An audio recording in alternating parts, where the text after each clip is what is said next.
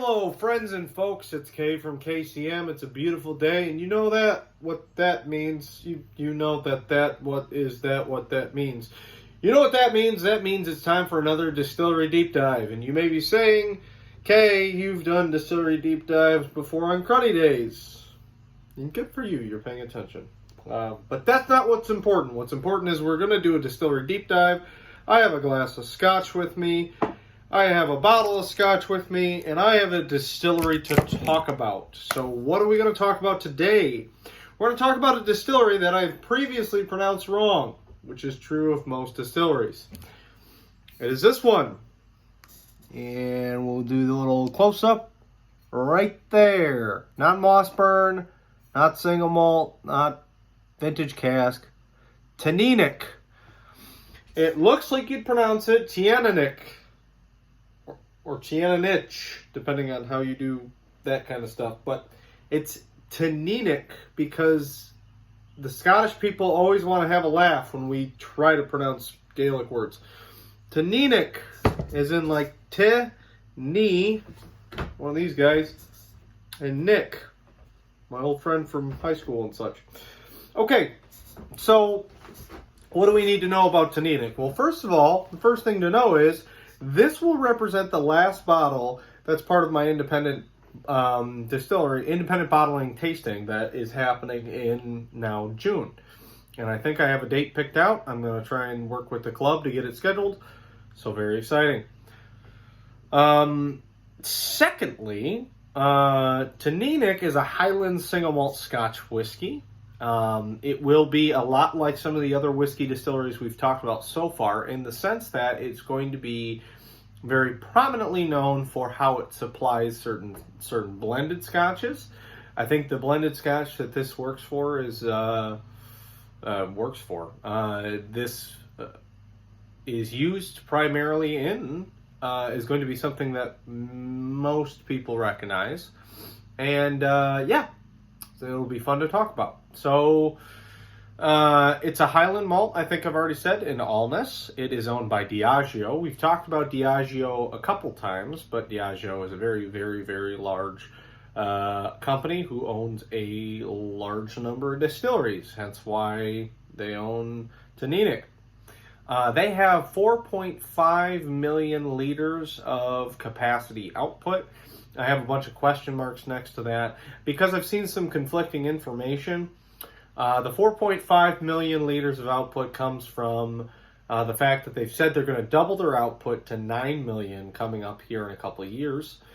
Double 9 million would mean that they're currently at 4.5 million, but I've also seen sources reference 2.5 million.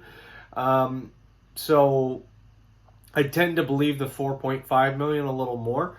But there isn't very sound evidence of what that throughput actually is. So we'll just have to assume it's something between 2.5 and 4.5. But either way, relatively large capacity. They manage that with 3 wash stills and 3 spirit stills, which means when they double capacity, they're also going to double the number of stills they have. So going from 6 stills to 12 stills. That's a lot. Okay, we're going to talk about important dates very quick here. They were founded in 1817 by Hugh Munro. I'm going to mispronounce this and I shouldn't. Napoleonic. It's a surprisingly hard word to say for something that's supposed to mean Napoleon or reference Napoleon. Napoleonic War. Hero Hugh Munro was the guy who founded it. He sounded like kind of an entrepreneur, kind of guy who liked to start stuff. The lease for Teaninich was taken over by John Ross in 1869. And the distillery, the distillery was mothballed twice in its history. The first time in 1939, and then the second time in 1984. So mothballing for Scotch distilleries, a lot of the older Scotch distilleries, the ones that are before the 1900s, you'll see at least some of them were affected by some of the major crises of the world, and so mothballing is in a lot of distilleries' history. That shouldn't come as a surprise at all. Sometimes more than twice. I mean, some distilleries were mothballed many times. So we're always grateful when we see a distillery that was mothballed only, and not shut down entirely. Port Ellen, rest in peace. So, okay. They already have done one addition to capacity, which was done in 1946. And bear in mind, I think that was done while they were still mothballed and before they started production again. In the first time they mothballed.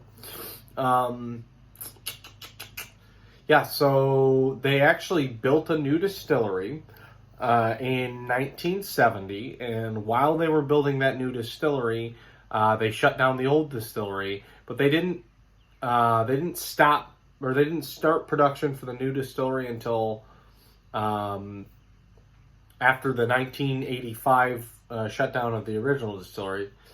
They didn't start the production of the new distillery until 1991.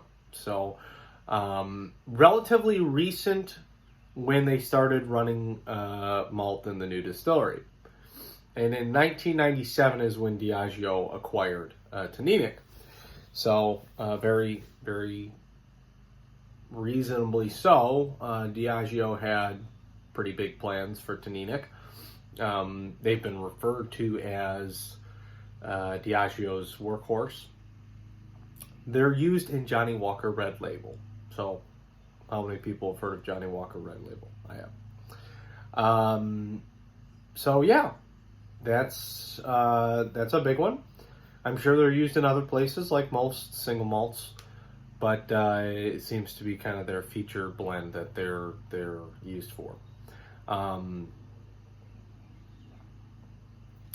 Talking about production facts. So, didn't get a lot on the production style, but they have one of the a more classic ball-shaped pot still.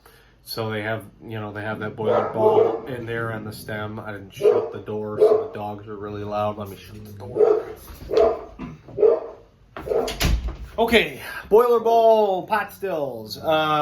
They use steam for heat, and they produce their new make spirit at between 68 and 69%.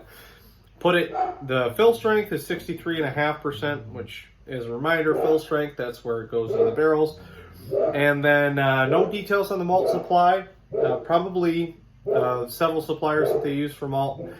And then they use Dairy Well Spring for their water source. Okay, moving on to other notable facts, and I am trying to crank through this a little faster because I want these videos to be a little more compressed, and two, I want to kind of focus on some of the more notable factors with these distillery deep dives. I want to give you the facts, but also kind of make it interesting.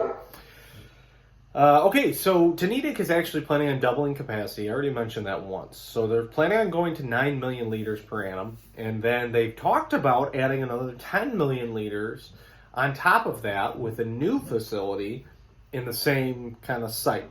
So that's a lot of capacity. That would be, that would make it a really substantial producer. I mean, again, if we go back to Glenfiddich, we're talking 13 million liters per year. So if they had 19 million liters, that would be a lot.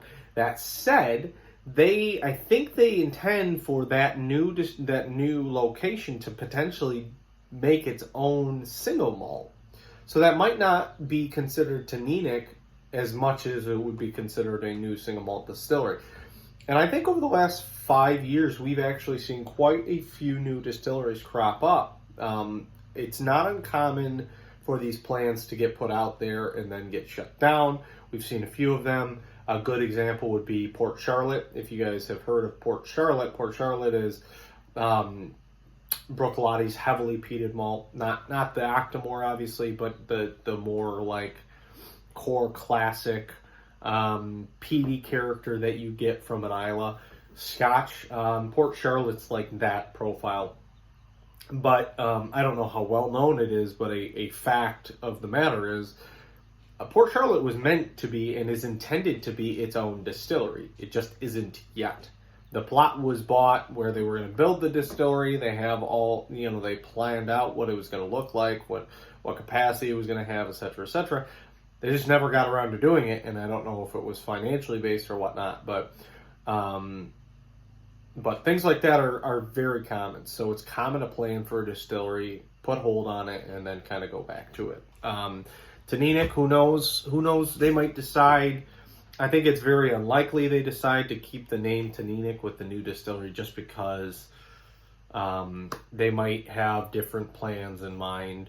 Maybe that transforms how they use Teaninich. Maybe that transforms what, maybe they want to start doing some original bottlings of Teaninich, free up some capacity there, and they say, okay, we're going to use this other distillery for Johnnie Walker Red. I don't know. I haven't really read up or seen much detail on that yet, so kind of interesting.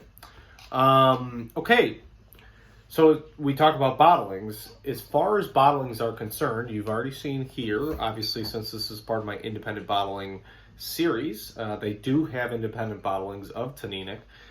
They're not incredibly common. They're not, I think, seen out there too often. This one is a cask strength, 10-year-old, aged in bourbon barrels, I believe.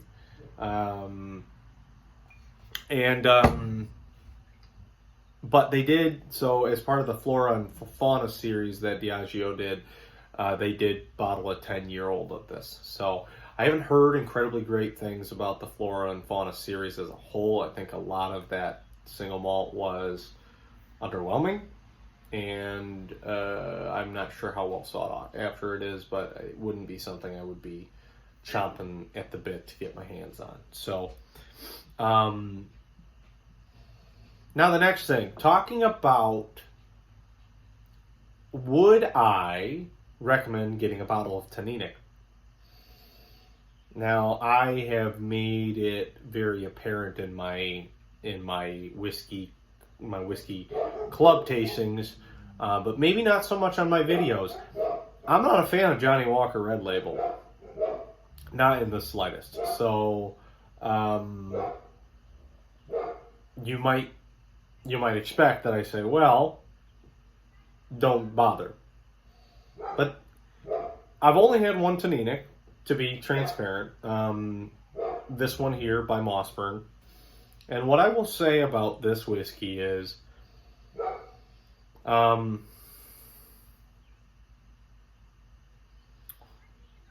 think I wouldn't describe it as the most mind-blowing experience. I don't think it separates itself away from other scotches in such a way where you go, yeah, that's Teaninich for sure. But the times I have tried this whiskey have always been pleasant, have always been enjoyable, and it does taste like and feel like a reasonably well-crafted, solid single malt scotch with good levels of complexity. It's bottled at cask strength here. It's relatively young, but for a young whiskey, it doesn't taste rough. It doesn't taste like it was distilled poorly. And I've heard others say that it's a rather underrated scotch. So I'd say, for what it's worth, if you get the chance to try Teaninich, and I'll put the same qualifier out there as I have in other cases, you need to make sure that the price is right. If you're paying too much for a bottle like this, where it's a relatively unknown distillery and they're charging a lot of money, and it's young, and I would be hesitant to say, yeah, this is one you really have to go for.